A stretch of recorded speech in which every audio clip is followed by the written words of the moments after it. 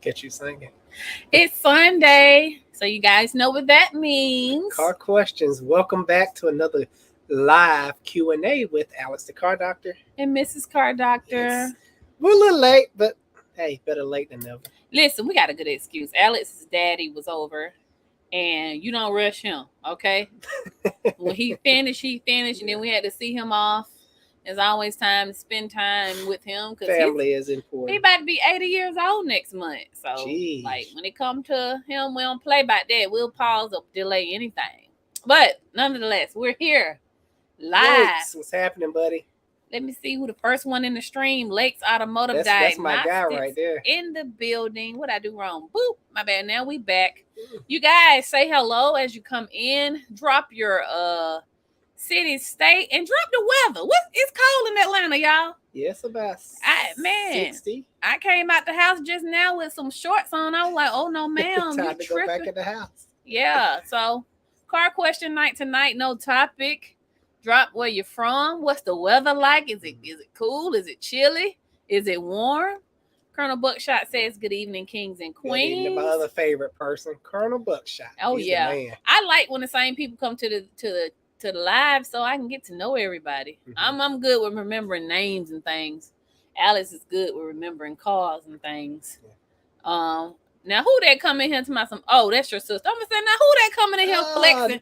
That is 90 degrees. Good to see you. Oh, man, it's a pleasure. Hey, bro, it's 90 degrees here. That's crazy. It sounds like we need to come visit. Nah, I'm gonna leave that traffic up there where you at. It's too much. Oh man, you lame. See, I be trying to get to you. He won't let me travel over there. See what I'm saying? We coming. Pat's Garage says Mobile, Alabama. It's a little cool. What's a little cool? I don't know. What is it here? I need a jacket. It's about 50s, high 50s. I need about a jacket. 59. It's gonna probably drop in the low 52 low degrees, Indianapolis, Indiana. Keith Johnson says, good evening. How you doing? Keith, what's happening, buddy? We're doing car questions. Y'all Keith, know that's you know Keith. Fresh. That ain't Fresh. Yes, it is. Fresh, is that you? Yeah, look at his car. His profile. That's the Sylvia. Comment, Fresh, if that's you. That's Fresh. That is fresh. Let me see. Hello from Sacramento, California. It's 83 degrees. Wow, yeah, that's it. I am officially jealous. You know what? I love the fall though. He said, fall, yes, ma'am. Fall is actually my favorite season. It's sentimental. It's cuddle weather. It's special to me. Okay, because my grandmama used to always say that the color of the leaves on the tree, she used to always say that's the color it's supposed to be.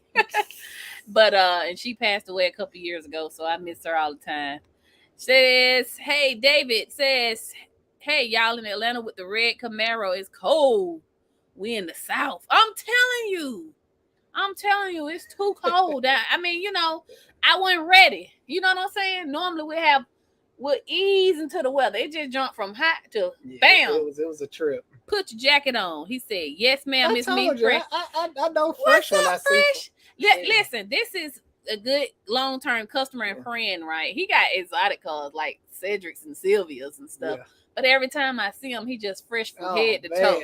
The nicest everything. You'll swear he coming off a fashion show or something. Like, hey, what magazine you on this month? Cover. Yeah, magazine cover. Right. So I nicknamed him Fresh. And, that's why I said Keith Johnson. Who that? That's Fresh. That's the only Keith Johnson I know. She said, we have no fall here in Cali. Oh, man. But she's sad about it. Man, please. I enjoy that weather y'all got over there. Hey, it gets old. Man. The same old. All right, we got a question. It says, I got a question. 2002 Ford F-150 AC go to defrost at highway speed. You're having a vacuum issue. Those things are vacuum controlled, and most of the time you have a vacuum chamber. Somebody either deleted it and straight piped it there, because at highway speeds your vacuum will drop. Well, wait a minute. He said he can't find the vac leak. It's no vac leak. They done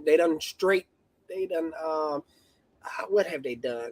I rarely deal with this situation, but I have dealt with it before. See, at idle, you have perfect vacuum.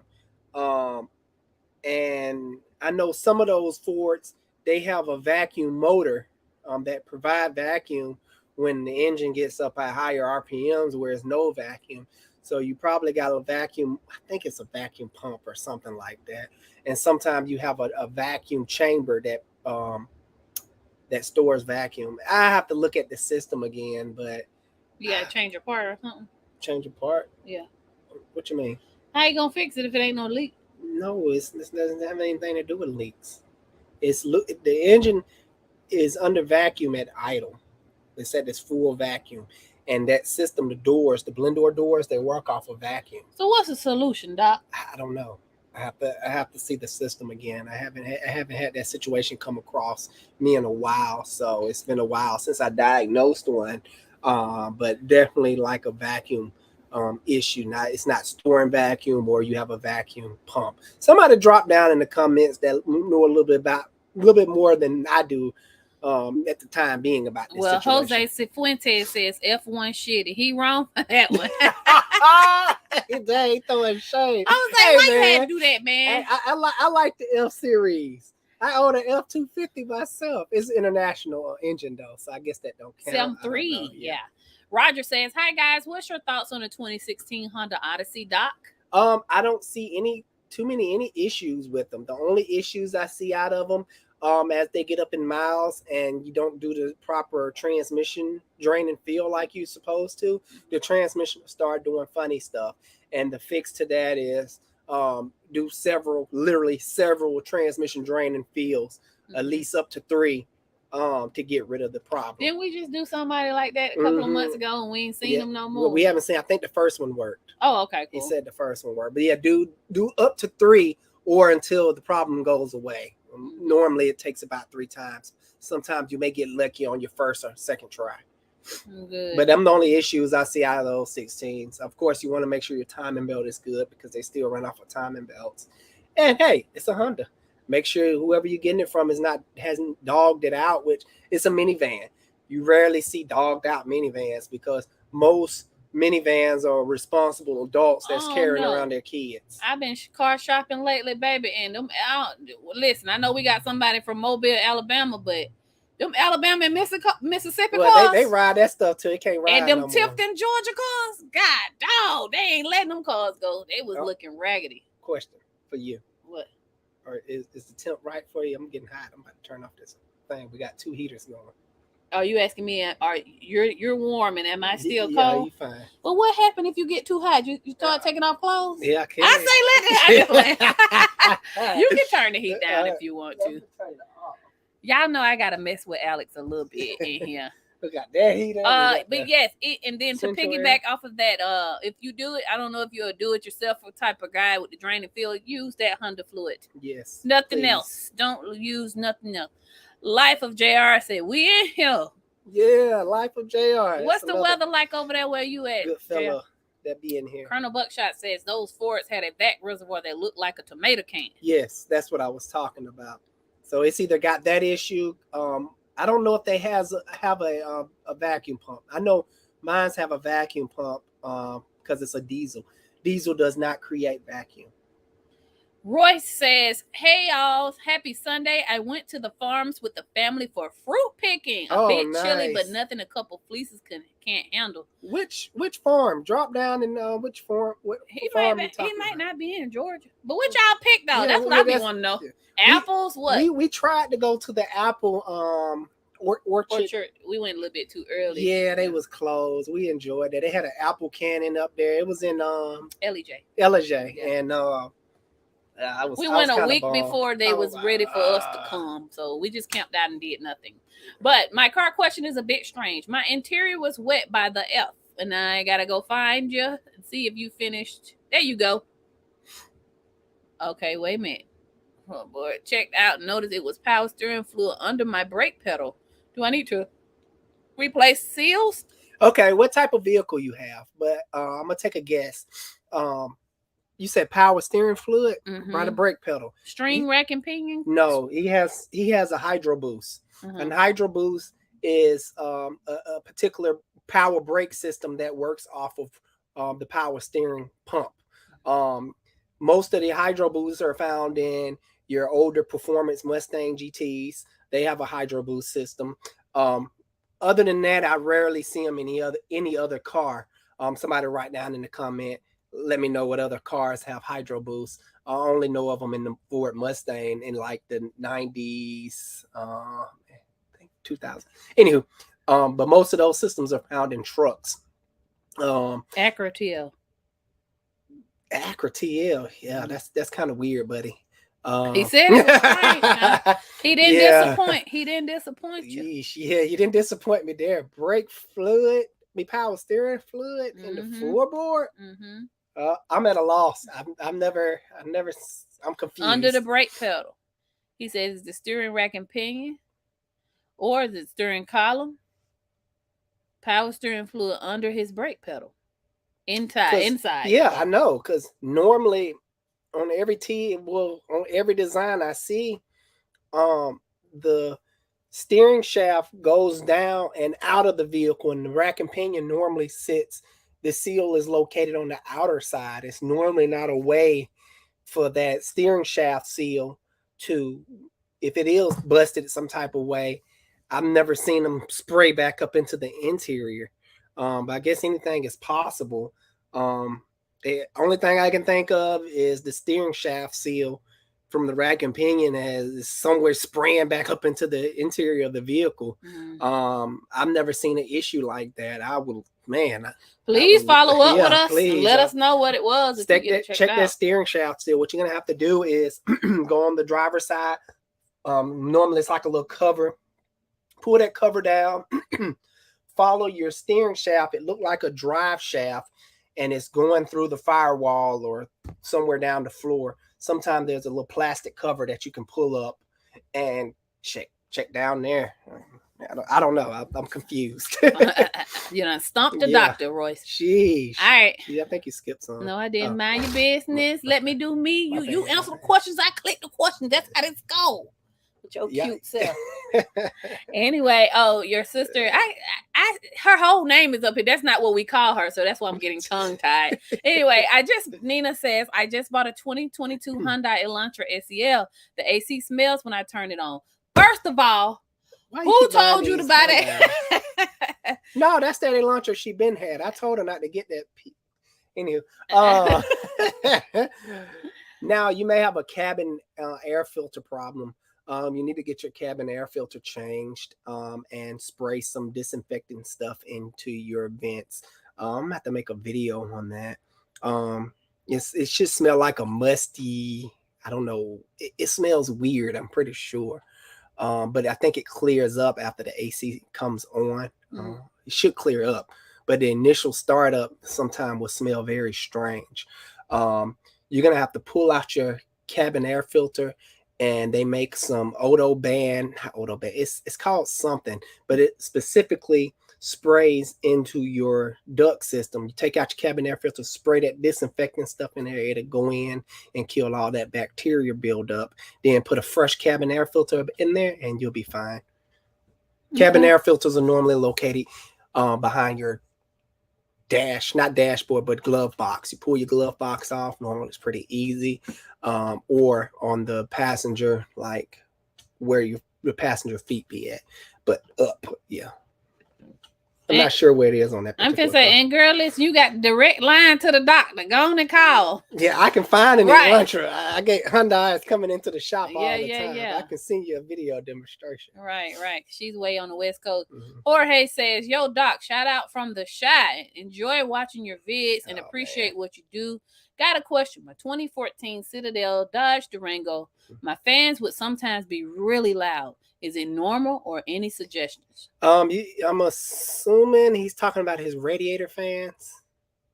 Because he said fans with an S. So yes, I think the radiator fans it's only one on that Citadel.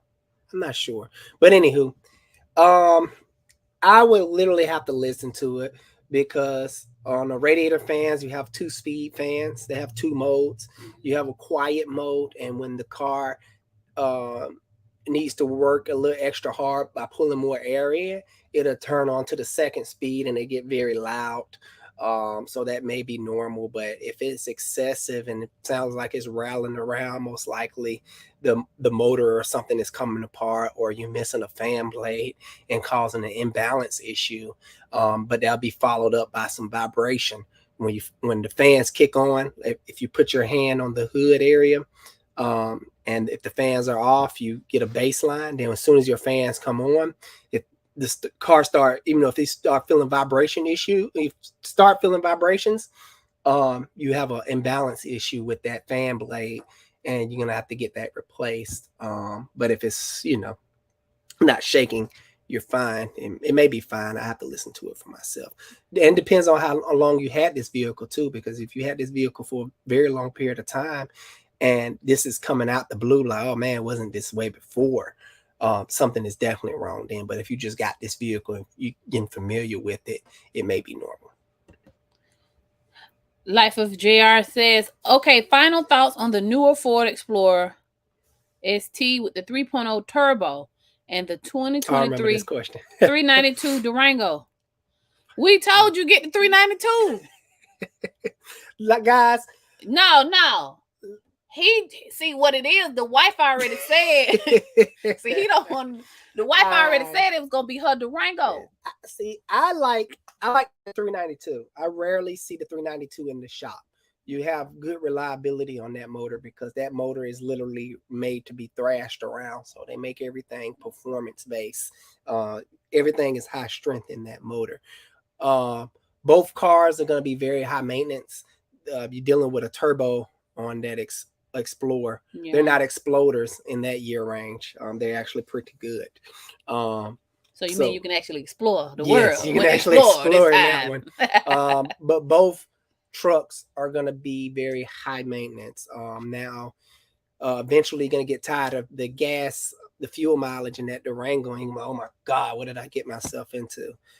Versus the Explorer, you're going to be like, oh man, this is the greatest thing since sliced cake or something. Fuel mileage wise, they've been slicing cake though. I'm just so you're really gonna have to really sit down and come up, with the sensible option. And then with the Durango, you're gonna forever have a smile on your face when you hit the gas. The Explorer, you're gonna be like, it's okay. It's get used to it. I want more power, but I just got to live with it because I made the choice. 392. Look, I know I ain't helping paying for it, but I'll just love it if you had got one. Oh man, that rumble of that V8 never get old. And talking about the towing power, oh my gosh, if you ever do want to buy a boat or a camper one day, you won't have no problem towing it. He's stalling because the wife already said that's her car, and I'm with her. Oh yeah, she did came in. Let us know what you get, dear. We would love to know. Jose says, I still drive a 97 Archer Silverado, two-wheel drive. Was the bomb. 5.7, rare truck being a short bed, non-extended cab, do have infamous rear brake line brake on frame. We just sold one of those. I sold one of those. I wanted to keep it. Oh my gosh, he wasn't keeping it. Beautiful. I don't know if we still have a picture of it. I'm going to have to post it in the thing. I think I still got a picture of it. We were getting overwhelmed with how many hits we got for it on Facebook. It was getting on my nerves. Had a couple of fools try to lowball me, though. I was like, nah, baby. I'm not doing that, baby. You're not talking to one owner, 120,000 miles, black with burgundy interior. Black burgundy interior, short bed, single cab. I think they call it single cab. The regular cab. The sought after one. And man, people was blowing me up about that truck. It was crazy. And I sold it with dry rotted tires, broken steering column. The AC compressor was leaking, and they didn't care. No, they were like that dude coming trying to offer, man, get out of here. They were like, man, get on out here. Sherrod Ford said, hey, what's up, y'all? What's happening, Sherrod? Atia Sean, hey, have y'all seen the new Mustang GT? It's like $300,000. Y'all think it's worth it? No. Anything over 60, I ain't messing with it. I can buy that dang on, what's that electric car like? It's the Sapphire. I didn't know you liked the electric car. No, this particular one. We were just talking about it last live. It's $200K. It's I forgot what it was called. I ain't buying it. I was talking about how it took off on that Bugatti. I know, but I can't remember the name of it. I forgot the name of the car company, but it's something Sapphire. Somebody gonna mention it down there. I She said, I got my AC on 75. You know what? You over there showing out. You know we over here freezing to death. Don't worry, she gonna move back down here. she ain't coming. But let us know if you're coming for Thanksgiving. We make some room for you to come see you, hang out with you. Y'all left me behind last time.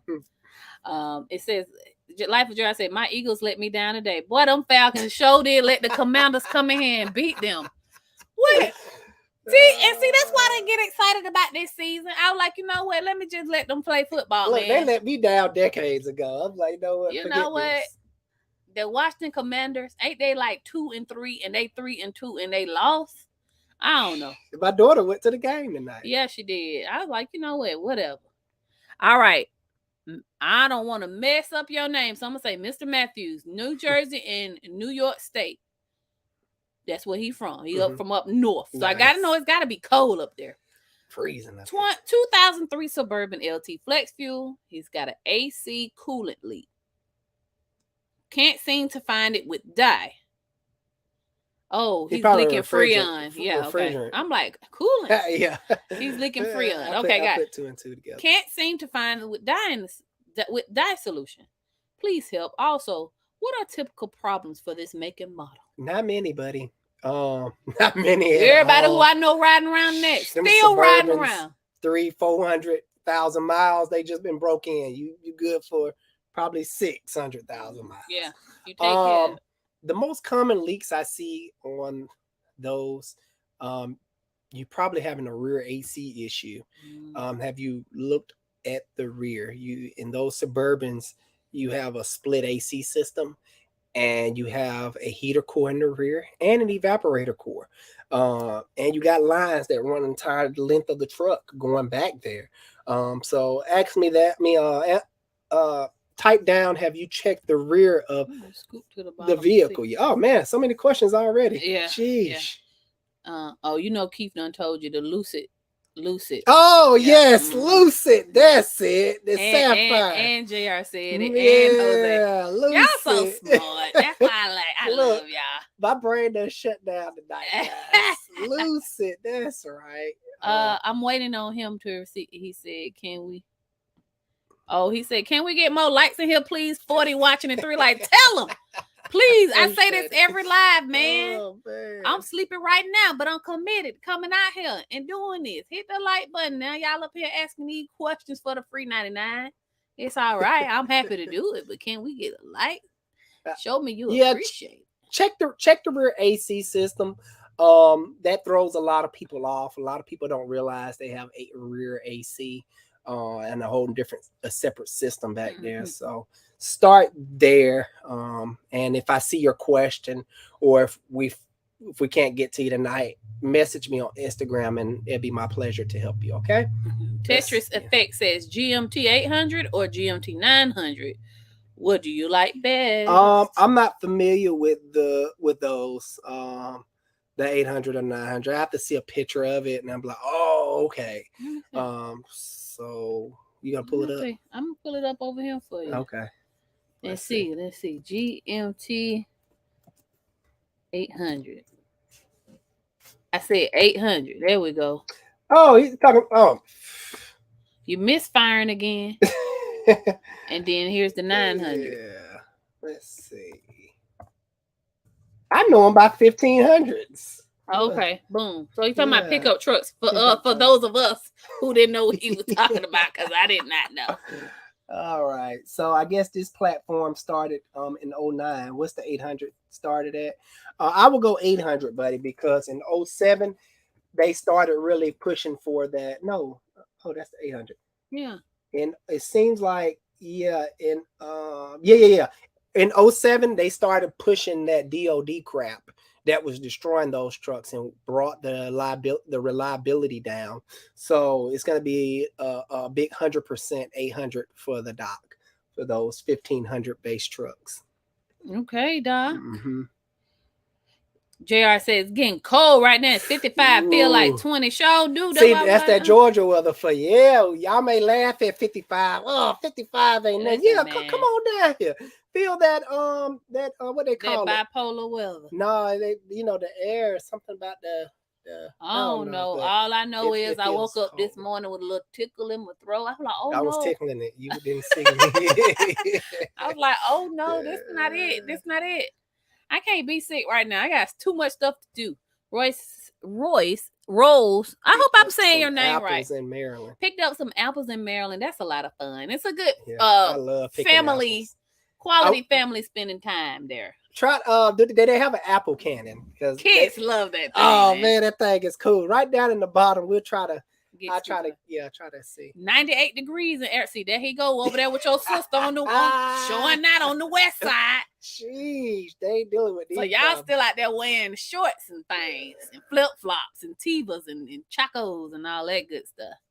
Lakes says on the F-150 sounds like a bad vacuum reservoir or the vacuum line going to the reservoir may have a hole in it. That's what I was thinking, a bad vacuum reservoir. Did I say reservoir? I don't know. I said vacuum something. I meant reservoir. Lakes know. Yeah, Lakes is the man. Nobody else know. That guy there is smart. B says, hey, I have 2 questions. My best friend and I have the same car. 2017 Chevrolet Camaro. But she has the V6. But water got into her trunk and messed up the computer. Do you do electric work? Not that I can't. It's because I don't have time at my shop. I'm so spread out. I get into electric work a little bit, but if I'm thinking, if it's going to take me a lot of time, I you have to take it somewhere else, unfortunately, because you got to think, guys, I'm playing multiple roles at my shop. The mechanic, I'm the shop helper for the other guys. Foreman. I'm the manager. I'm a mechanic. Hold on. I'm the manager. I'm assistant manager. He's manager in place when I ain't there. You know what I'm saying? So I'm always getting pulled in every direction, and I don't know what it's like for some of you guys that's technicians out there, but once you dive into an electrical problem, you want to stay there and not get distracted, because when you're tracing down wires and doing this and doing these particular tests, getting pulled away and called off to do something else is sort of not the move. And you'll just forget and have to start all over and waste more time. So yeah, that's the problem I'm having. Right. But if we do hire more people, which we're working on, then we'll probably do more electrical work. Because I love it. I really do. Second question. My other friend has a 2020 Raggedy. You did not have to throw your friend on the bus and throw it that it was Raggedy in there. You ain't right, David. I'm calling you out. If your friend watching, if I was like, now you ain't have to say that it was Raggedy. He need a transmission. Raggedy Nissan Versa, 62,000 miles. And of course, her trans went out. Of course, that's what they go out at. Do you repair CVTs? By the way, I told her to get a Toyota or Honda. So not only is it raggedy, but it's some I told you so.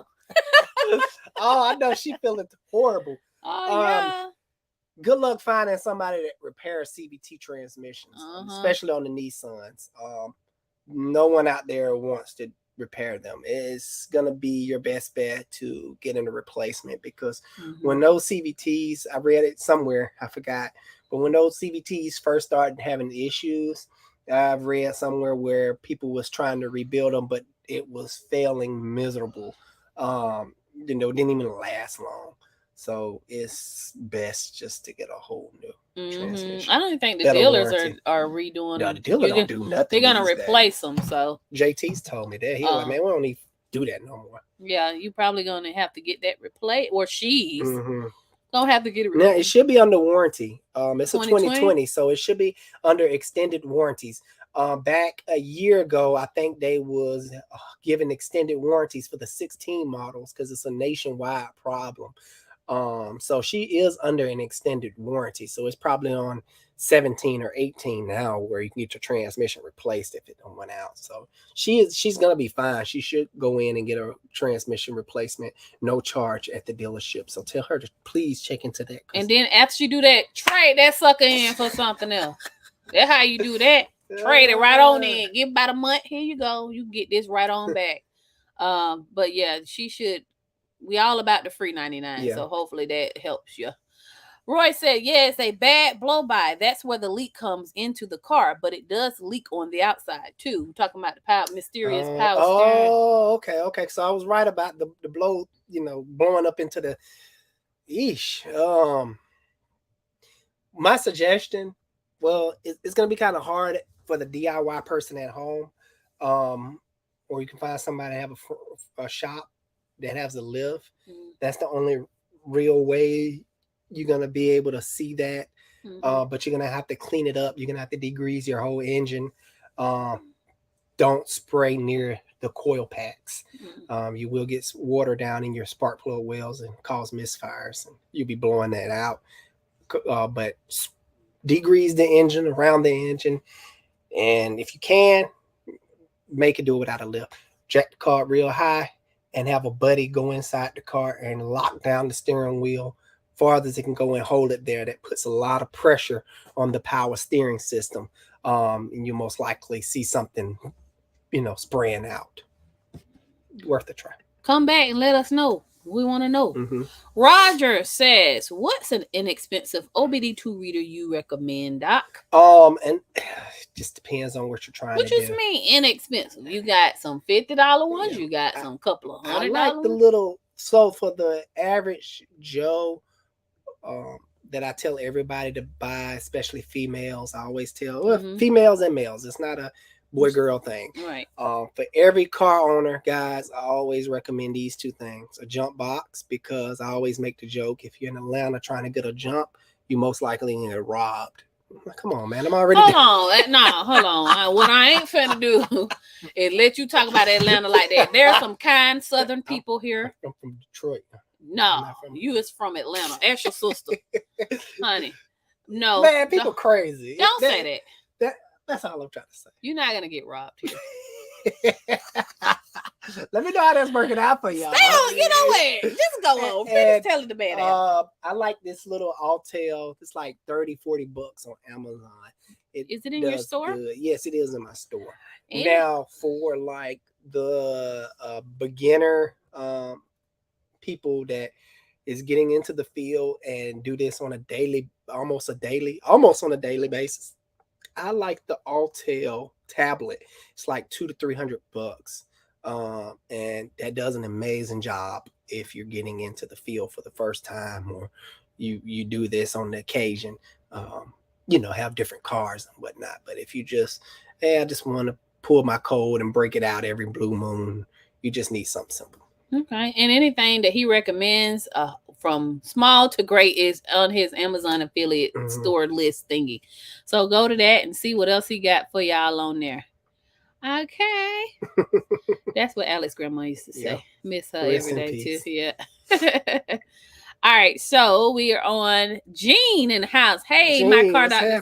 ATL in the house. Gene, you heard what he said. You get with now. Do we rob down here in Atlanta? Tell these folks the truth, because that ain't true, man. Hey, ask the people who got them SRTs. Do we rob? That ain't got nothing to do with nothing. That's a separate thing. No, it's not. We're saying if an average person need a jump off, Atlanta people is not gonna rob you. You can at least be missing the purse. No, whatever. You from here. I can't believe you, man. You ain't real. You need to go back to your family in Tennessee. Okay, no, we ain't even talking about it no more. Let's flip the tables. People in Atlanta is not gonna worry about you. They're gonna keep riding. That's true. Unless you got a big booty. Then they'll stop. Hey, a big Georgia peach. They'll be like, hey. Need help? Anyway.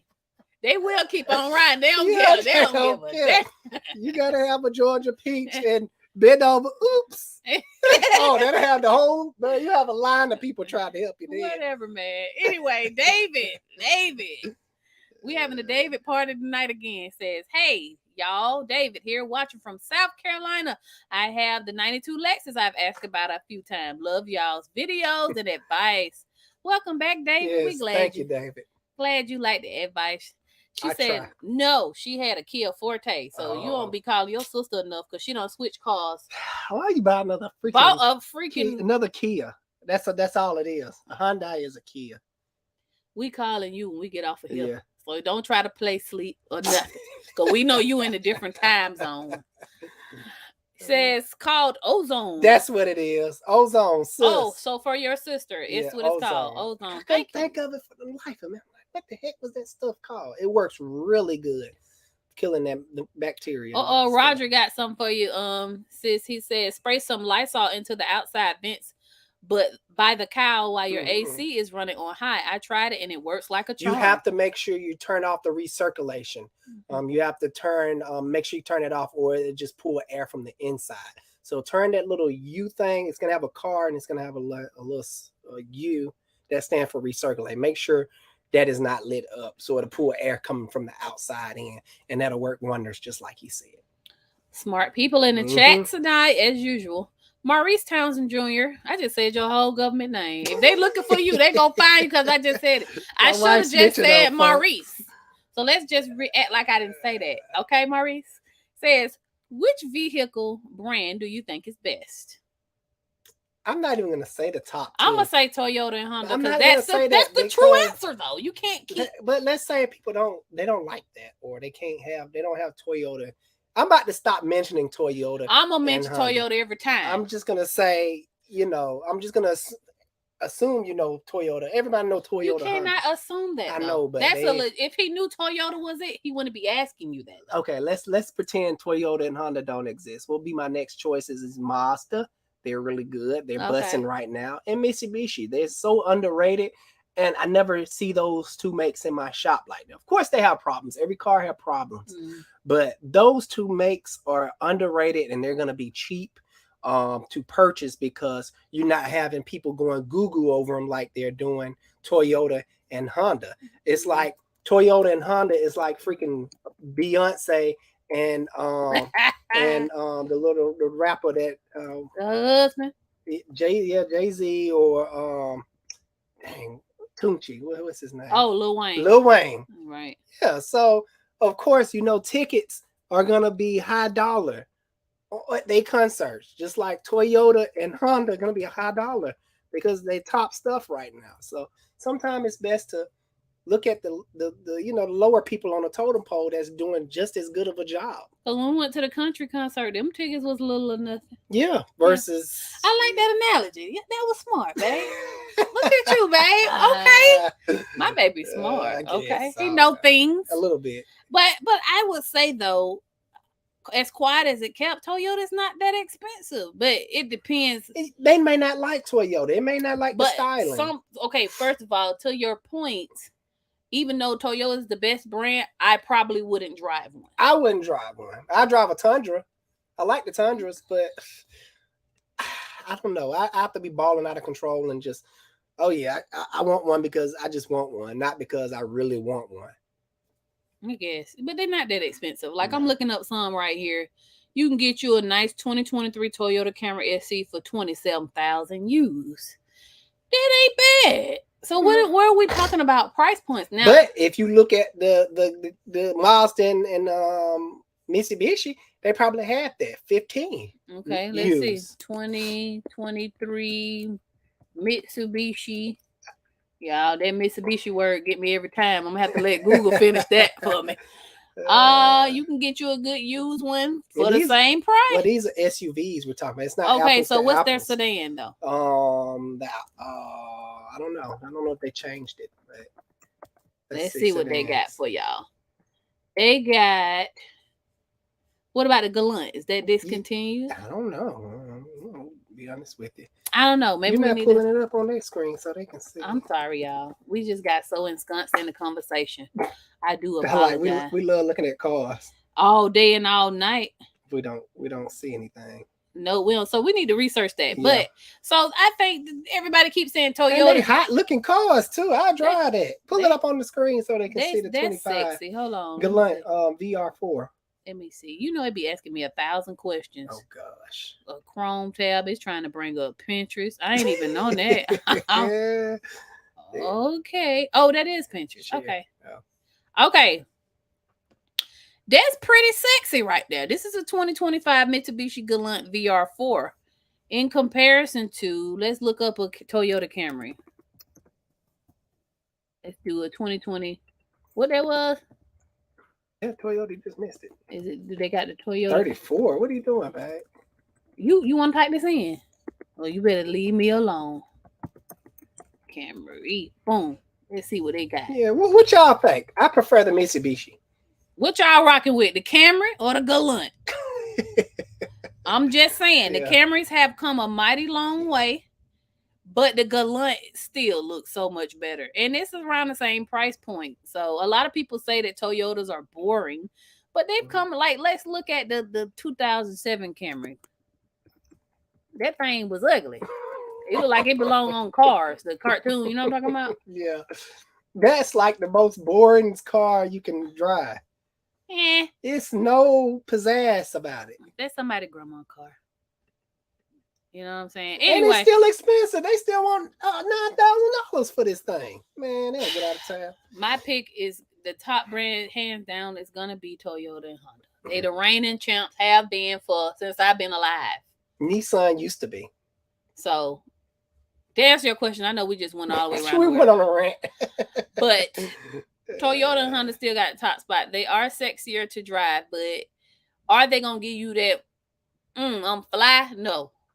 Is it going to get you point A to point B without having doing lifters and rockers and timing chains? Maybe so. Depends. Just don't let your AC go out on some of them because the dash got to come down. But most of all vehicles, the dash have to come down. Talking about the AC problem with that little box. Oh, well, with the Toyota. All the evaporator cords are hidden in the dash deep. Well, they the ones with the problems. Yeah, they just busting out of nowhere. I'm sorry, Maurice. We did go around the world.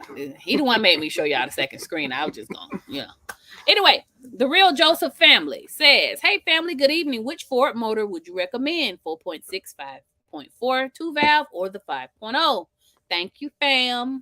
Oh, man, that's a hard question for me, buddy. That 2-valve is a beast. That has a very good track record. But also that 5-liter has a very good track record and built for itself too. These 5.0s done been in trucks to the Mustangs, been dogged, been, babied, and they still just go. The same with the 5.4. Now the 5.0 gonna have more power, so you're gonna have to choose power base. What are you using this truck for? You're gonna have to look at MPGs. It's gonna really boil down to power MPGs. And the 5.0 may have it on both because it's a much modern day engine. Now I can tell you that 5.0 is gonna run you more maintenance costs than that the old 2-valve. 2-valves is very simple. Simplicity always wins. And that's what Ford went wrong with the 3-valve 5.4.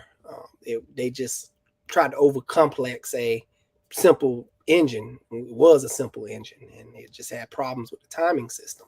But still a good engine. I had many 3-valves, and they were very good to me. I've never had a 5.0, but I don't see them in the shop, and I read a lot of good stuff about them. Yeah, it's going to come down to that. All right. Jorge Ortiz says, yes, they come on loud and then go normal. It's the radiator. Just got from the dealer 102,000 miles. I don't know if that was his original question or was he responding to the gentleman with the radiator fan issue. We done lost it. And you done got lost in the sauce. Yeah, okay, yeah. What? He was saying he is the guy with the Citadel. Okay. He said they come on loud and then go normal. I gotta get back to him now. Okay, here you go. Just got it back from the dealer. Just got from the dealer. Oh, he just got it. Okay. Oh, okay. I'm putting it together. He says the fans, they come on loud and then they go normal. And he just got it from the dealer. So it might just be the 2 speeds. Yeah, it could be just the 2 speeds. It may be a normal thing. Send me a video on Instagram. And I'll definitely let you know if it's normal or not. All right. Texas Longhorn says, I have a question. I replaced a lower control. I replaced my lower control arms Mm-hmm. and CV axles on the front end, but still have vibrations after 60 miles per hour. Do I just need to get an alignment? Alignment, if you're towed, because your wheel's supposed to track straight down the street, straight. Mm-hmm. You can either be towed out, towed in. One wheel probably going this way. Almost every time that will not cause a vibration. Vibrations are caused by defective tires, bent wheels, bad CV axles, which in your Yeah, case already you just replaced. replace them. Um, Even ball joints will not cause vibrations as you going down the road on a flat surface. That probably can wiggle around, once if you hit something, but we're not talking about that. Also, if that car has an intermediate shaft, you may want to check the bearings in that intermediate shaft. Basically, what that is on one side of the car, mostly your passenger side. It don't really matter; it just depends on what type of car it is. But it's a front wheel drive based car. You're going to have one short axle. That's going to be where the transmission is, and it's going to be closest to whatever the transmission is. Then you're going to have a very long one. Well, sometimes it's so long they put an intermediate shaft. It's a steel bar that's supported by a bearing, and then you have the axle coming in and connecting to that. Sometimes that bearing can get loose, and the intermediate shaft will start vibrating around on you. So I don't know what type of vehicle you have, but check those things. I just did. I don't think my wife posted it yet, but I've been posting a lot of videos showing how to jack your car up, putting it on jack stands, and throwing it in drive, and so you can look at the wheels rotate around. Sometimes that's the best way to see if you have any tire hop or anything funny going on. So hopefully Yes. that helps. With that being said, make sure all you Facebook people in the chat subscribe to the YouTube, because a lot of our long form content goes on YouTube, and I'm telling you right now, I got like 5 or 6 videos that's coming out next week. We just started a new series too, which is pretty exciting. I think people will like it a lot. It's a day in the life of. Yep, Alex, that's when I follow Alex around like a little bee. But it's still educational, because you're going as he's diagnosing cars and knocking always them give y'all little tips and tricks on how to do everything. So make sure y'all go subscribe over there if you feel like it. I know y'all sometimes you're lazy and you don't feel like going to a separate platform, but we be over there getting busy over there. You know what I'm saying? Jose Maldonado says, nice. Hello, Car Doc. What are the effects of igniting your car multiple times a day every day? Does it wear out the engine and or battery faster? I'm assuming starting the vehicle. Yeah, probably. Yeah. Ignition. I never heard it said that way. Igniting your car multiple times a day. You definitely can cause. It definitely cause more wear and tear on your starter. Quick trips, if you're stopping, like you go 1 minute or 2 minutes down the road, shut off, and not letting the car fully warm up, you definitely can cause a lot of harm to the car by it just soot up and it just carbon up real bad. That can be bad. The battery, not necessarily, because once the vehicle is started, it gets an overcharge from the alternator that it recovers pretty quick. Yeah, it's just not good for it necessarily, especially if you're doing short trips. Yeah, short trips that's the killer. I'm about to do a video on that, the effects of short trips, meaning you're not letting the car warm up. You driving 1 minute down the road and shut your car off, and things like that. Okay. What you was looking up, sweetie? Mind your business. Always in my business. Gas. Anyway, Terry Holland. Hi, I have a 2011 Dodge Charger Rally. I hear rattle sound. Could it be the catalytic converter or loose exhaust pipe? Rattle sounds that could be coming from anywhere, buddy. But what I've seen is just depends. I've seen mostly on those 2011s, you probably got worn out sway bar links. They can cause little noises. Some people rattling, and my rattling may be different. It could be catalytic converter too, but that'll be followed up by a check engine light saying catalytic converter insufficient. If you don't have that code, you could possibly be looking at loose exhaust pipes, loose exhaust system.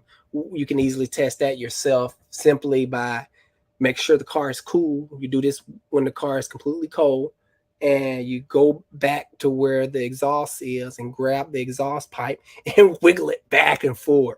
If you have duals, you do that on both sides. And if you can mimic the noise by doing that, it's definitely in the exhaust system. Now, this ain't the professional way. This is just a quick way you can test it yourself, and it may yield results. This fly is tripping.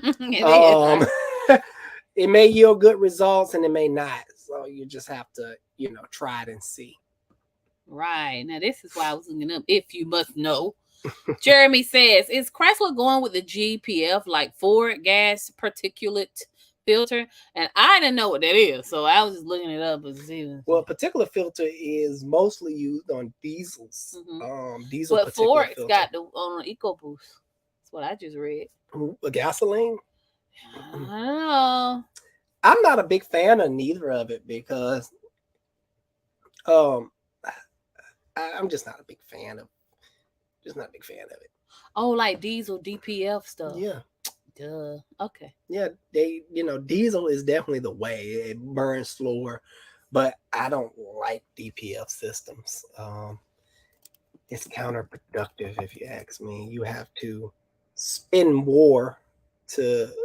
They could have did something different, in my opinion, because you got to buy the DPF fluid to add, and it's like you got to buy that on top of diesel.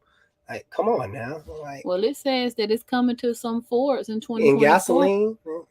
We need to research that. Yeah, I'm going to have to research that. The only DPF system I know of, you just bought something up I don't know about. The only DPF system I know about is diesels because I'm a big diesel head. But I didn't know about it coming to gasoline models. That's what was catalytic converters for. Maybe they're gonna do away with that. Yeah, I don't know. I guess catch filter the exhaust. I don't know. I see that tearing up a car. We got some homework. Thank you, Jeremy. Yeah, thank you, Jeremy. I definitely researched that in my downtime. Mr. Matthews says DIY for dummies way. That's a good way. To find a power draw on an 03 Chevy Suburban Flex LT Flex Fuel. I always need to charge my new batteries. Tried a few once a week before I start driving over 200,000 miles. That's one of those things better shown than told. It's several different ways I use. I won't be able to explain them to you, especially the state I'm in right now. A long day, guys. I'll have to make a video on it. What you do today? Did a lot. Besides taking a nap while I was up in here cleaning. She work hard for the money.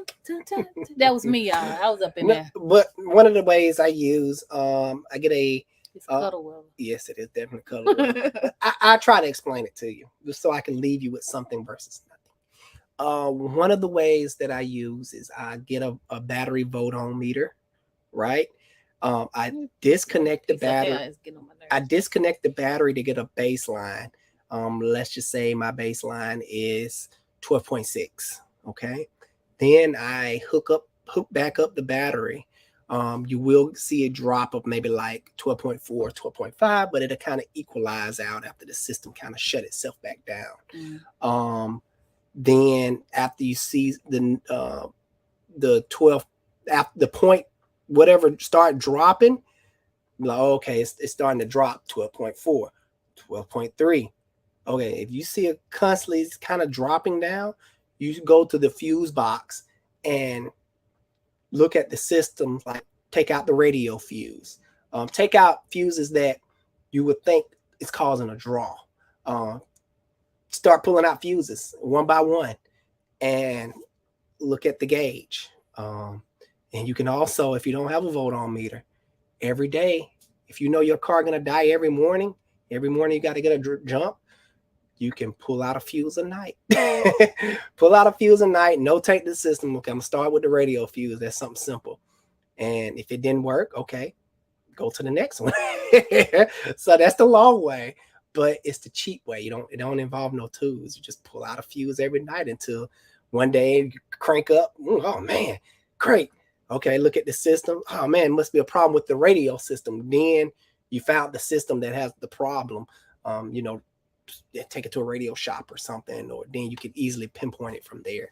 So that's my advice on that. I don't know what tools you're working with because it kind of gets technical, you know. JR says, I'll send some pics when I get one for the wife. That's right, y'all. Y'all husbands take notes. This man in here finna buy his wife a 392 Durango. Nice. Is this window open? No. Okay. Why you touching stuff, man? Come on, man. Stay on your side. Let me do this over here. All right. Texas Longhorn says 08 Chevrolet Malibu 3.6. That's what kind of car he had when he was talking about the shaking. Yeah, at 60 miles per hour. Does that have an intermediate shaft? It may do. It may, because I just changed out one on Wakina car, and that has that 3.6 in it. And it's basically she got a Buick. Yes, it's the same thing. Hers is a 2011. So you may have an intermediate shaft problem there, buddy. You're going to have to check that. And it was on the passenger side. Yeah. Yeah. Front, rear? Front. It's front wheel drive car. Okay. Jose says 160,000 miles Laguna Green. That's his Silverado. Oh, nice. Nice. I like that Laguna Green. Yeah, Laguna Green is very nice. Clayton. What's up, Clayton from Alaska? Is that you? I think it is.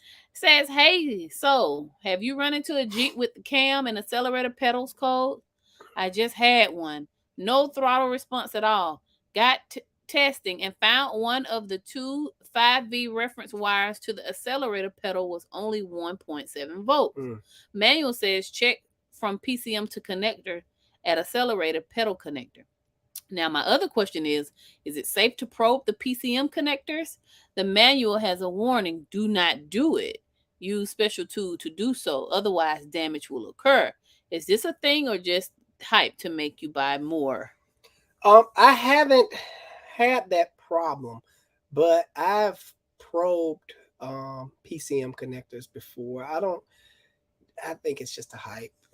The manual shows that cams and pedals share the same 5-volt references are shared, so I don't know. We sent them to the dealer. That was the best thing. Yeah, I haven't ran across that problem, but I've probed 5-volt. I had no problem probing PCMs before. You definitely have to take precaution. I'm guessing they're scared of electronic static, because if you're not using the proper procedure, you can produce a shock by, I don't know if everybody know about electronic static. We used to play with each other in school. We used to rub our feet on the carpet and touch a friend and electrocute them. I guess they're afraid of that. So you just have to take proper precaution when working with the computers and whatnot. You made me think of Sidetrack. Remember that? You don't remember Sidetrack? That was the go-to. Okay. You are from Atlanta, right? No. Stop the cap. Nina says, my boyfriend's car broke down. Shavings in the transmission fluid. Ooh. Does he need a whole new car or can it be fixed? He had to replace the transmission. Yeah, I'm not a big transmission expert, sis.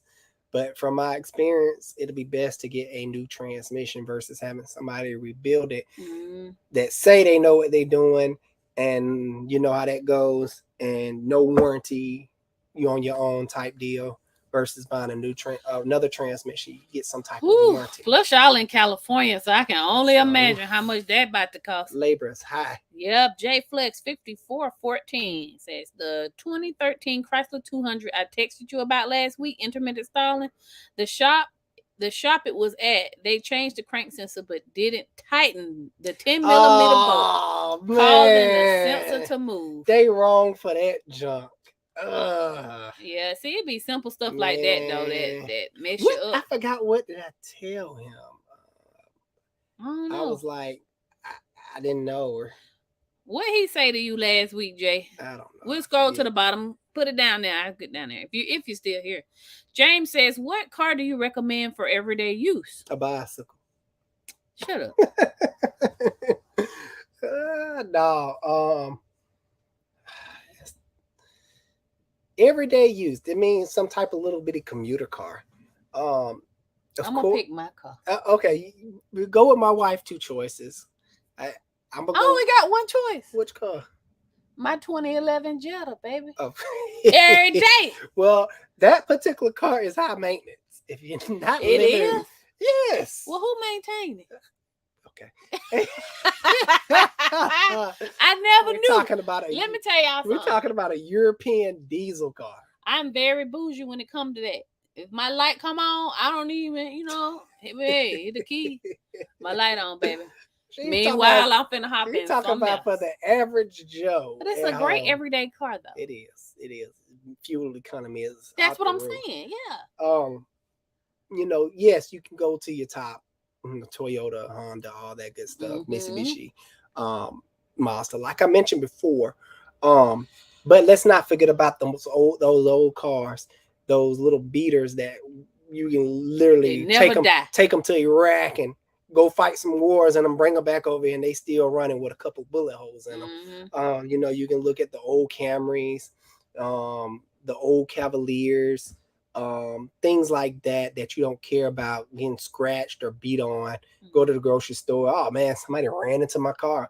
Oh well, hope their car is okay. I don't care about mine. Sometimes people got to consider things like that. Because I know a lot of people that have nice cars and they're reverting back to like old little beater cars because they don't want to drive their nice car every day because they're tired of it getting stolen, people running into it, scratches on it, kids tearing up your stuff. So yes, sometimes it's best just to get a little old car and $2,000 to $3,000 car back from the 90s and the early 2000s. Those were the best cars in my opinion.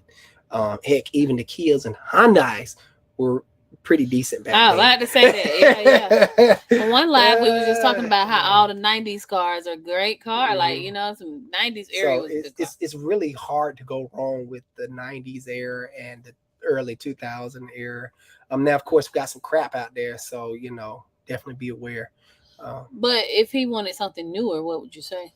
The what I just named, my top four.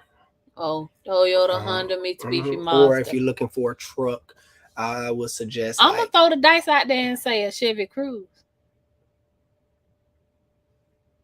Just don't run it high.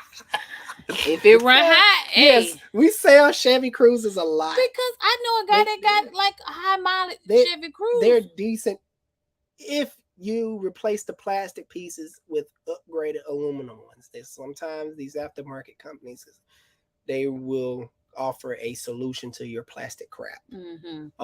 So before you buy anything, just check the plastic crap, like the plastic coolant pipes and all of that. They should have made it metal from the get-go. Nick says, "What's up, y'all? I've been watching your YouTube videos all day." Oh, nice. I appreciate it. Man, I appreciate it. Hey, listen, don't hit the skip button. Let the ads play, man. You know what I'm saying? Let the ads play. I really appreciate the love from all y'all. I'm just playing. It really warms my heart that y'all really enjoy my content. And,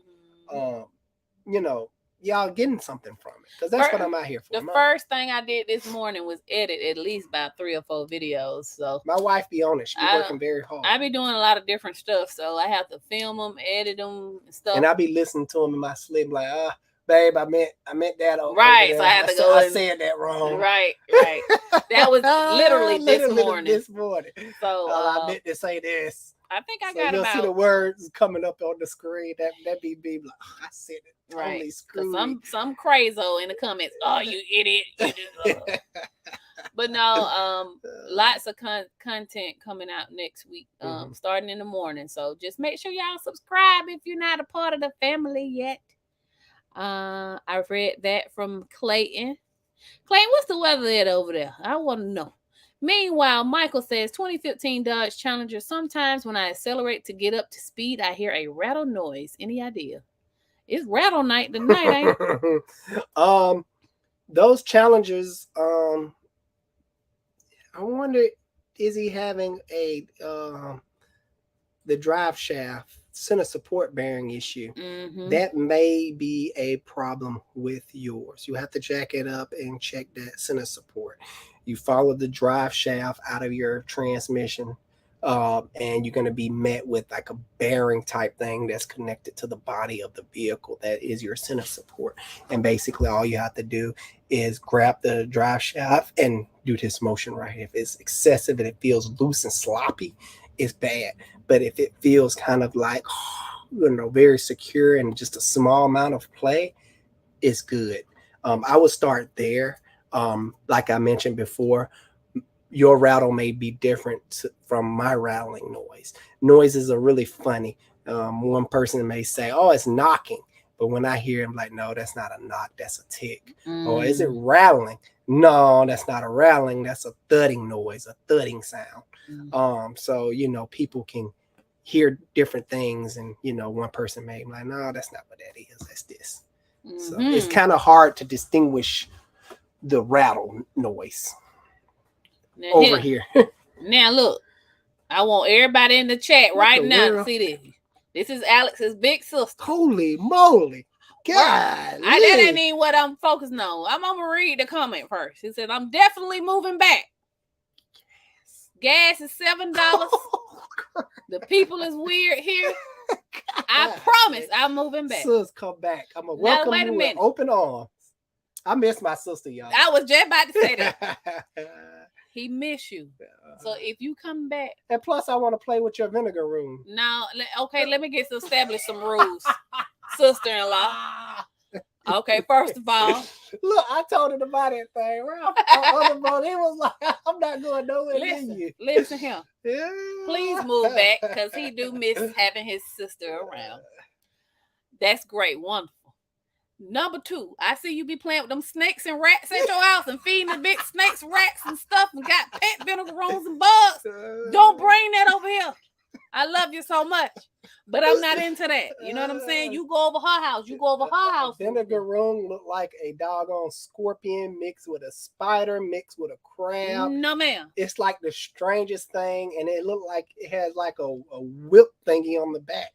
We need to have a family meeting after this live right here, because I'm not with it. I'm going to get the first can of rain and West Carter, that was your pet, girl. I didn't even know it. But no, seriously, we hope you move back for real. Come on back, baby. Gas $3. You know what I'm saying? And going down. Yeah, come on back to Georgia. All right. Malik says, "Yo, Alex, your first time doing the 2015 Chrysler 200. How do you feel about the top starter bolt? I can't believe you have to take the whole top of the engine apart." Which engine? They come in. Is it 3.6 or the 2.4? Let me scroll to the bottom. That dang on 2.4 is it's a pain. What happened? Oh wait, I was just seeing all the people. He must be talking about the 2.4. Yeah. Oh my gosh, man, that engine sucks working on doing the starter.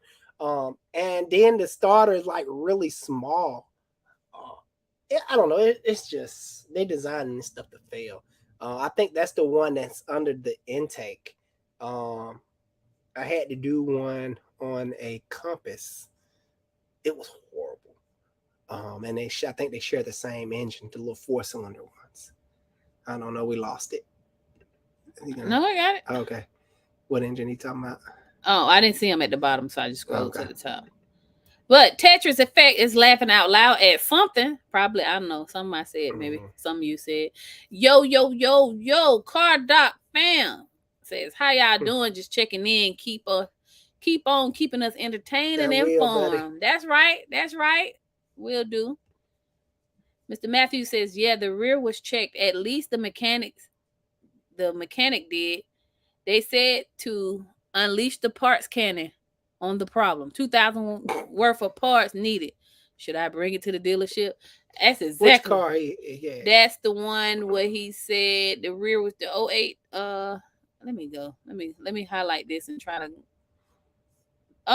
Mr. Matthews, I won't get lost. We got a lot of questions. Right. Go to the bottom and remind me what car you had again. I definitely went unleash the parts cannon. Whoever does that, their diagnostic skills are very poor. not talking about anybody. They have a lot to learn, and that's okay. We all started from somewhere, but do not let other people pay for your mistakes. Go learn and Don't pay text. for other people. Yeah, don't. Yeah, I got it. You got it. Okay, great.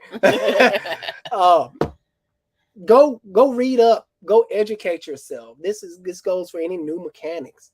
Educate yourself. Go practice on your own car. Go practice on your mom's car. Do not go practicing on people's cars you don't know. Some people are very violent in this world. Some people are very nice. You just never know who you're going to run into. And to keep everything on the straight and narrow, do what I suggested, please. So he take it to the dealership? I would, because you can hold the dealership responsible. You can highly complain because they pay them folks for training. It was the Suburban. I don't think the dealership will take that. Yeah. Oh man. I think it might be a little bit too he talking about the rear. They say they check the rear. Okay. For your question, you're gonna have to. You can probably do this yourself, buddy. You can get this AC sniffer, because sometimes the leak is so small, dye won't go through it, or it won't make it through it, or whatever the weird case may be. I've failed so many times dealing with dye. Sometimes it works, sometimes it don't. But what my go-to tool is it's like a little wand that I use, and it basically smells for the leak. Now, also, you may be having the problem in leaking evaporator core up front, and you're not seeing any dye because it's coming out through the drip tube at the bottom. So you can check your drip tube and see if you have traces of dye in it. If you have traces of dye in your evaporator drip tube for the bleed off the condensation, the water, you see water dripping from your truck when your AC system is on, that's the drip tube I'm talking about. If you see yellow dye in that area, you have an evaporator core problem, and the dashboard can have to come down to change out the evaporator core. I hope that helps. But down here in Georgia, I forgot where you said you was at. Like, if your car is older than 2010 or 10 years old, older, the dealership ain't gonna work on it here. It's crazy. They want you to buy something new and crap. Malik is Clayton is saying to Malik, try to start on a V8 Toyota. Such a dumbass design. Under the intake. I know about those. Yeah. Oh my gosh. Silly. Yeah. And then you know what? You get the customers think they know everything. Well, it ain't nothing but a starter. It ain't nothing but 2 bolts. Baby, you do it. This ain't 1992, baby. These starters are getting crazier and crazier. Yeah. So I hear you. That but 2 bolts. They only take 5 minutes. Okay, you do it. Uncle Mark's in the house. He says, hi, y'all. I'm working on a 2013 2.4 Ecotech that broke all the intake rockers. Exhaust cam did not harm its rockers. Just started on it. Uncle Mark's be putting in that work. That head, if it broke the rockers, it most likely bent the valve. That's what Lakes, I was going to say, because, Lake says, hello, Mark, probably got some bent valves. Definitely have bent valves. Not probably. I've seen them things breaking. It always, 100% of the time, have those bent valves, because what happens when the valves bend, the end and inertia is still moving, and the rockers, they kick themselves out of the, they don't have no more holding pressure on them. They're not tight in there no more. So it just kicks itself out and get caught up in something and destroys them. Uncle Mark says, that is what I'm expecting. I brought it cheap. I didn't know why it was not running. Yeah, that happens. He said, I should know later this week when I get more time to tear it down. It's pretty easy, though. It's not a bad job in my experience. I can't speak for everybody. Let me know how you feel about it. Yeah. Says, I have I have a head tore off of one right now, getting new valves put in. Cool. Yeah, it's a common problem. That's what I'm talking about. You got to live when your people be putting in that work like we put in that work, like you be putting in that work. You be putting in work too, babe. I be watching. I be like, go, babe, go. That's work. You got this, babe. If I be over there asleep, I be like, what is you doing? I just play. Gotta crack my whip. Hey, the neighbors, our friends Mo and Tony that own the tow yard across the way, they say, "Oh, Alice don't work unless you at work." They be playing. They start stuff. I said, so that's why that car didn't get done. Okay. J Flex says 3 to 4 days at least to properly diagnose electric. Yes, yes. I'm glad you said that. It takes a while, man. You'll get some people to say, "Oh, is it ready?" Baby, it's been 12 hours. Especially with battery drains, because battery drains are the worst. Like, oh my gosh. Because if you think you got the problem, then you have to wait and see if did it actually work. It's just so annoying. Yeah. Tyran says 2016 Challenger V6, 117,000 miles. Anything I should look out for? Replace, or are the factory parts still solid? No, definitely not. Oil cooler. Yeah, go ahead and get your aluminum oil cooler. The top 5 things that goes on with the Pentastars, because you have a Pentastar. The rockers go out causing lifter tick. This tick. The oil cooler, the harmonic balancer, that'll start wobbling on you. The thermostat, and it's one more. Motor mounts, yes. Y'all would think that I work on Pentastar, but I don't. I just be. Those are my top 5 things that I see on those, and I actually made a video about it. Yeah, so if you go to the channel, there's a Durango in the front, but it's the same engine. And just type, it'll say top 5 problems with the 3.6 Pentastar, and that ought to educate you real good. But the first thing you need to do is change that oil cooler. Change it to the aluminum one. Now, if you already have the aluminum one, good for whoever did it. But I would definitely go aluminum, because that plastic crap can pop any day, and it's normally at the worst time. You're out of town somewhere, you take your kids to school, anything, it's always at the worst time. It's never convenient. Let me see here. I'm doing the wrong thing over here. My bad. Hold on. Let me just put us back. You love Camrys that much? I do not, actually. My wife likes Camrys. No. I'm good, honey. I am really good on that. I'm gonna ride that Jetta. Top 5 problem. Yeah, that's what I was trying to show him. I'm gonna ride that Jetta till I can't ride it no more. I was saying, well, we should give it to our daughter. She was like, nope. Yeah, I was gonna buy her the diesel Porsche. Oh no, I'm gonna drive that too, but I'm not giving away my But here's the video right here, the top 5 thing right here. Just go to the channel and click on there, and I'm actually getting ready to put together a Pentastar playlist, because there's a rocker tutorial on there too. And we got a shorter one as well. Yeah, so a lot of people have. And I got the blind thing I did on the Pentastar. Oh yeah. I really liked that. But it was a fun video, man. Yeah, it was. Harry's in that video. Yeah. Now, if I can just get my mouse to come back. There we go, boo. Come on back home. So, yes, I hope that answers your question. And go over there and check out that video. We've been at an hour already. Yeah, we always have so much fun on. I at least thought it was 30 minutes. I want to click this. He says CVT can't be fixed. He's backing up what I basically Go ahead and replace that bad boy. Thank you, Doug, for that. Says Uncle Mark says Fluffy doesn't either. He can, but shop does not want the risk. I think the 8's what he said. Oh, Fluffy is another. He's a great mechanic. Nissan mechanic. Yeah, he specializes in Nissan. He know everything about Nissan. JT, go check out his channel. That's for the Dodge. He know everything about the Dodges. I've learned a lot from him myself, little tricks and whatnot. And like I said, Fluffy Mexicanic. He does the CV. I mean, he does. I love the name, Mexicanic. I love that name. Pretty cool. Shout out to you, Fluffy. Shout if you out see to this, y'all. and JT. I think he's live right now too. Clayton says, "Oh, CVT trends. Good luck having that fixed. And replacement, even junkyard replacements are hella expensive. And if you replace it at the junkyard, you're gonna be back in the same situation." I haven't did one yet because they come in with a CVT problem. If they can't afford a reman, I don't do it. I'm like, no, I'm not putting a used one in. I'm not about to waste your time or my time or your money. Go somewhere else, please, because I don't want the problem. I don't want the headache. Dre77 said, "Great podcast with the clap. Thank you." Appreciate you, buddy. Says, "My question is, I had to replace the pads and rotors front and rear several times. In your opinion, what is the issue that if my parts were new and installed correctly?" First off, I need to know what type of vehicle you rolling. Are you towing, or do you drive with 2 feet? It's a lot that can go, that go into this.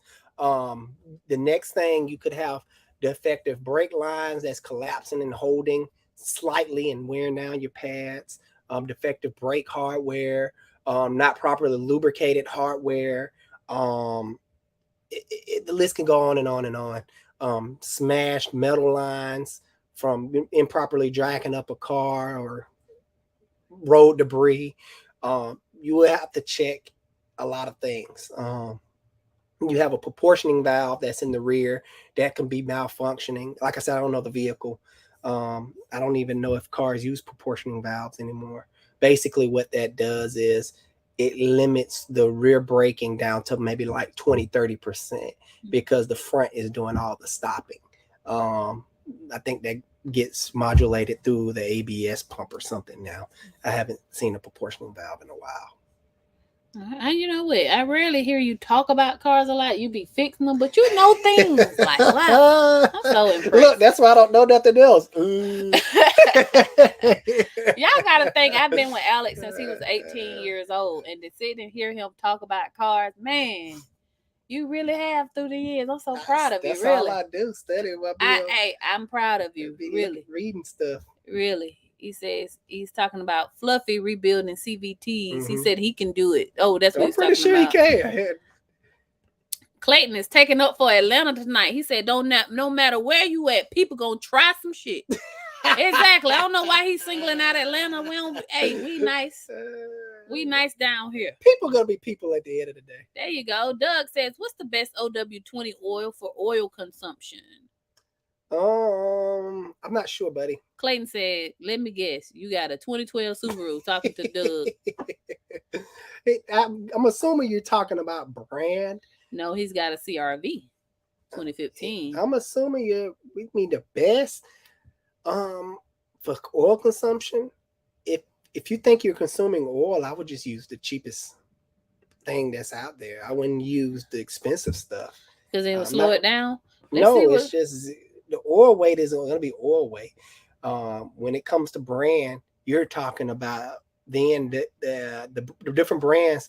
Basically, some brands use different additives that extends engine life and it won't break down as fast. But if he's just performing a test, it's best to use the cheapest thing you can find because it's going to burn anyway. You're using it as a test dummy. Then once you find the problem or warranty work or it have to be warranted out, whatever the case may be. But I don't know what year it is. It's a 2015. Oh, well, it's not going to be This is Clayton's response. He says, Doug, okay, high mileage fuel synthetic oil. Well, I'm tripping. I'm over here misfiring tonight now. Says, okay, high mileage full synthetic oil is your best bet. Hondas will burn oil. That's just how they are. Also, changing your oil every 3,000 miles is best. Don't assume it will go 5 to 10,000 per oil. I agree with Doug. I guess Clayton.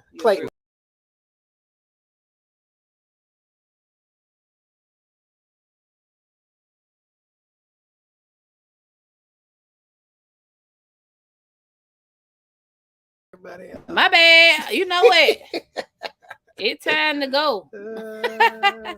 So you agree with Clayton? Yes, I agree with Clayton 100%. Okay. He understood the question better than I'm sorry, y'all. I just clicked. I'm sleepy. What did you do? I don't know what I hit. Me neither. Thank you to the 37 people that came back. I love you guys. Steve says, hi, Mr. and Mrs. Car Doctor. Hey, buddy. I got you. On, Steve? All right. And then he says, okay, I'm going to take a couple more, then I'm going to just go lay down, you guys. You tired, man. He says, yes. He says, Haberman says, hi, Alex, got a 1990 Cadillac DeVille with 76,000 miles. When I'm stopped or moving slow enough, it rarely stalls, and I just turn it back on. Could it be related to using regular instead of premium? Man, I don't know nothing about no 1990 Cadillac. Alex was 2 years old when that car was born. I don't even know what engine that thing has. Is it carbureted, fuel injected? Buddy, I'm not gonna be able to help you. I'm sorry. If I had that Cadillac, to be honest with you, I'll put an LS in that thing and call it a day. Any LS, 534860. Just depends on how much fun you want to have. Right. Because dealing with that old stuff, I like good old fuel injected, light and peppy stuff. I don't know. Yeah, I'm sorry, buddy. I think I said it right. Says, greetings from South Columbia, South Carolina. Nice. Yeah. Mr. Matthews says, you've been with him since he was 18. Yep. What was that, like 8 years ago? Actually 17. I lied. Yeah, he did lie about his age. I don't know why you did that. Date me. I was 18, you was 17. What I was going to say? Like, crazy. I don't want to go to jail or something. No, you was about to turn. That was okay with me. He says he's looking stealing candy out the cookie jar. Shame on you, man. And we'll do it again. In now. Let me stop because they locking folks up. All right, Kelly gone. Everybody gone. Dang, all right, you are killing me. Nah.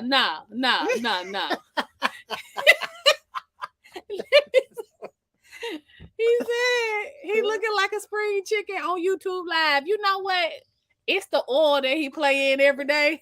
What you mean looking like a spring chicken? You look young. You look great for your age. I do, I guess. He just got this, y'all, within the last 3 years. No, I did. When I met Alex, he had a piece of hair right there. He ain't had no beard, nothing like that. Now, we've been married for 16 years together for LS swap the world. Yeah, I'm going to get that t-shirt made right there, and man. Alex is currently 35 years old. He doesn't know how old he is because every birthday he asks me how old he is. I be forgetting. I try to remember this car knowledge so I can feed you guys so y'all won't get ripped off. So that's my main focus in life and my family, of course. We've been together for a long time. LS swap the world. That's what Alex is gonna do. After he LS swap the Cutlass, you're gonna LS swap your Subaru Outback. Yes, Legacy. That's gonna be my race car, my shop race car. All right. Greetings from Hollywood, Florida. I just found your page and I love your videos. It's teaching me a lot. Nice. You helped me replace my oil filter housing on my 300. Thank you. That's why I do this. This is why I do this. Yeah. Okay. It says, and if I skip some of y'all listen, remember the live had cut off a few minutes ago. So let me see. Can I go back and grab some of y'all? I'm gonna answer this and I'm gonna try to go back and grab some of y'all. And then I'm gonna go for real. Says, what are the worst cars to work on and who are the worst engineers to design engines? Every modern car just worst cars to work on. Man. That's just a pain in your butt to work on. Say none because I'm the doctor. It's hard to say.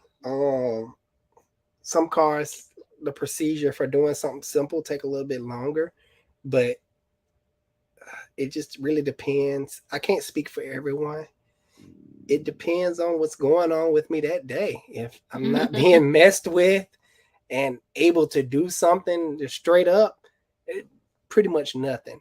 I love taking stuff apart, you know. But if I'm being messed with and having to come back to it, oh gosh, dang, that's a hard one. I don't know right now. European?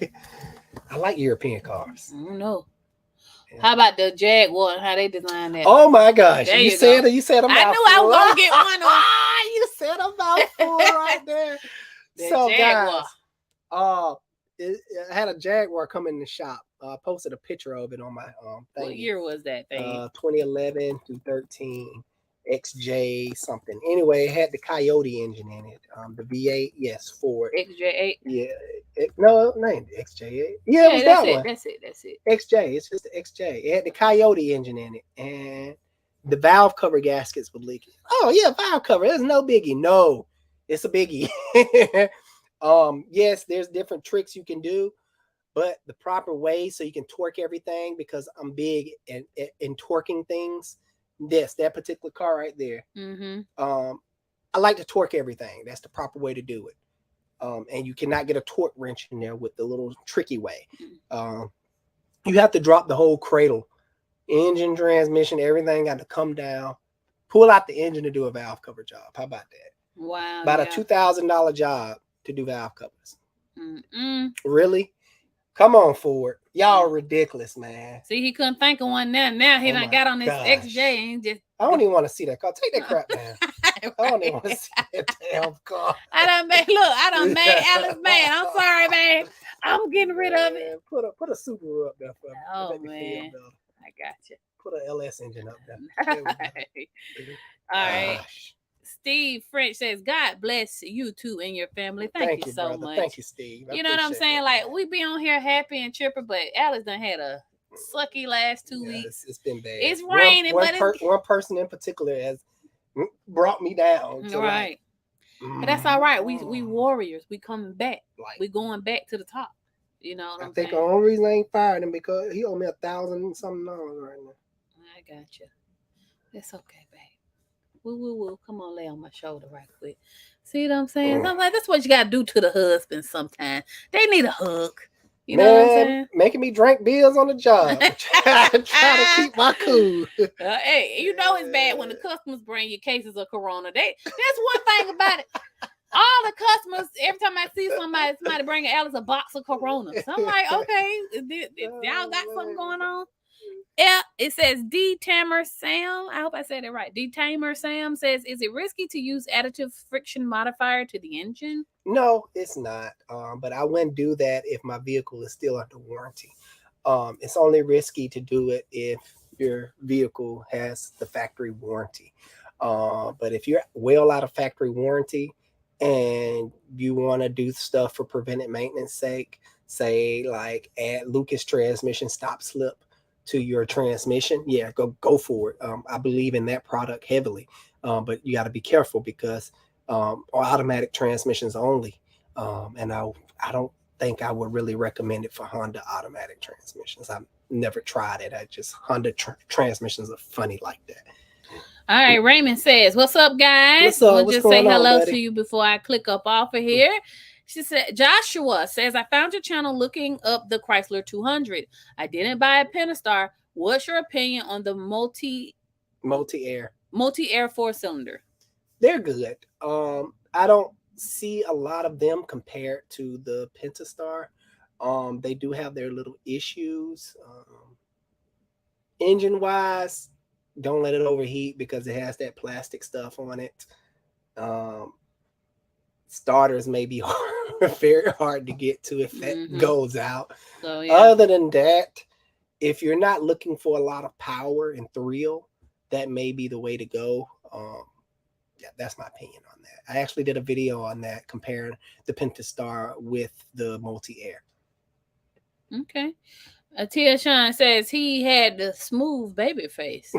Yeah. Oh, so okay, guys. So on the video that I'm posting next week, I'm showing you a picture of Alex when he was 18, and then another one when he was 21. Yeah, I forgot you. I mean, he was cute, but he went at sexy. See this beard right here, bring it all. You know what I'm saying? And I don't like haircut. That's why I let my hair grow. I let his hair grow because I stopped fighting for him haircut. But on those two pictures, he has a skin head and a little baby fro. I'm forced to shave my mustache because sometimes it gets so long and start growing into my mouth. I'm like, and we don't like kissing him. I'm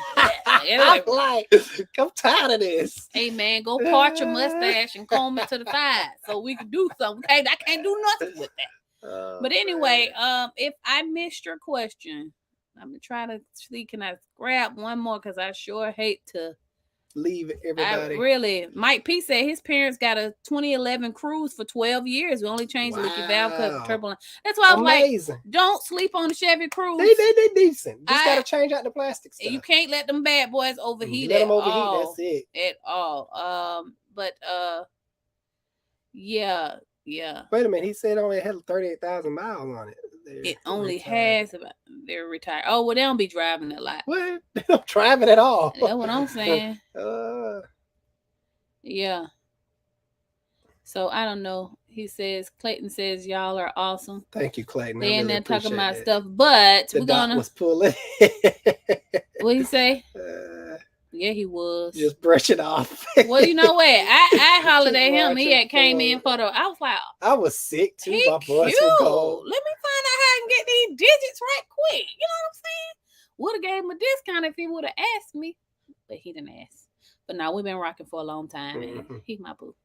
He ain't gonna get rid of me easy. I ain't going down without a fight. Just fight you back if you try to leave. But I like this comment, and we'll end it on this note right here. Just brush it off, Doc, and keep marching forward. So I'm gonna just extend that to all of you. We all got stuff going on. All got problems, guys. Everybody does. I always tell people all problems have an expiration date. You know what you was going through maybe a year or two ago, you're not currently going through, and now sometimes I have to remember that for myself because it gets hard, man. It really Life do. is life. So just Life sucks sometimes. hold your loved ones tight. Love on yourself. Don't be so hard on yourself and keep moving forward. We wish y'all a good night. Yeah, y'all have a good one, guys. On that note, Alex the car doctor out. We'll see you guys on the next one, which is Wednesday. I'm out of Where here. you finna go? I'm just Anyway, See Wednesday y'all night. Wednesday. Be there. Don't be a square. Bye. If I can end